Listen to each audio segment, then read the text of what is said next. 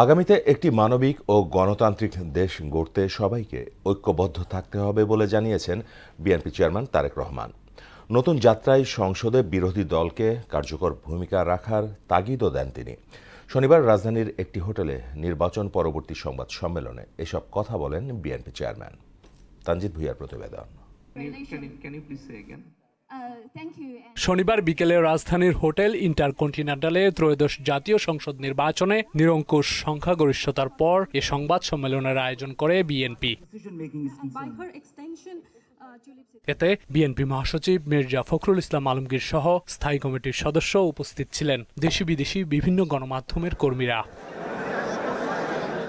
স্বাগত বক্তব্যে বিএনপি মহাসচিব বলেন, জাতীয় নির্বাচনে উদারপন্থী গণতন্ত্রের সূচনা হয়েছে। এ সময় শান্তি এবং গণতন্ত্রের বাংলাদেশ গড়ে তোলার আহ্বান জানান মির্জা ফখরুল। এই নির্বাচনে বিজয় হয়েছে উদারপন্থী গণতন্ত্রে। তারা পরিবর্তন চায়, সেই পরিবর্তন হচ্ছে উন্নয়নের পরিবর্তন। বিএনপি চেয়ারম্যান তারেক রহমান বলেন, জনগণের কাছে দেয়া প্রতিটি প্রতিশ্রুতি বাস্তবায়নে অঙ্গীকারাবদ্ধ তার দল। এ সময় কোনো অন্যায় বা বেআইনি কর্মকাণ্ড বরদাস্ত করা হবে না বলেও হুঁশিয়ারি দেন তিনি।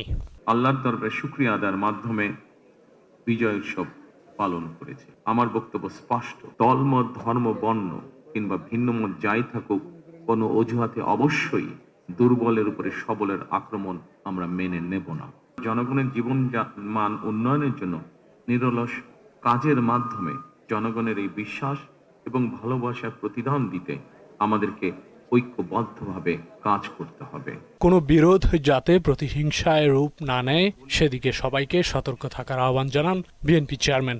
আর কোনো অপশক্তি যাতে দেশে ফ্যাসিবাদ কায়েম করতে না পারে, দেশকে তাবেদার রাষ্ট্রে পরিণত করতে না পারে, এজন্য আমরা সকলে ইনশাআল্লাহ ঐক্যবদ্ধ থাকব। বিজয় পরবর্তী সময়ে দুর্নীতি ও আইনশৃঙ্খলা নিয়ন্ত্রণে রেখে অবস্থানে থেকে ভূমিকা রেখে দেশকে একটি নিরাপদ ও মানবিক রাষ্ট্র হিসেবে গড়ে তোলার জন্য দেশবাসীর প্রতি আহ্বান জানান তিনি।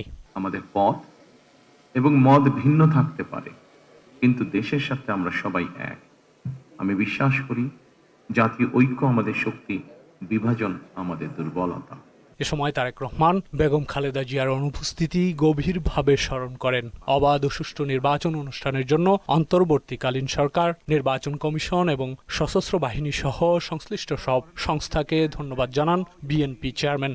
আপসীন দেশনেত্রী বেগম খালেদা জিয়ার অনুপস্থিতি আমাদেরকে করেছে ভারাক্রান্ত। আমরা আল্লাহর দরবারে মরহুমা খালেদা জিয়ার মাগফিরাত কামনা করছি। তানজিদ ভুঁইয়া, মোহনা সংবাদ, ঢাকা।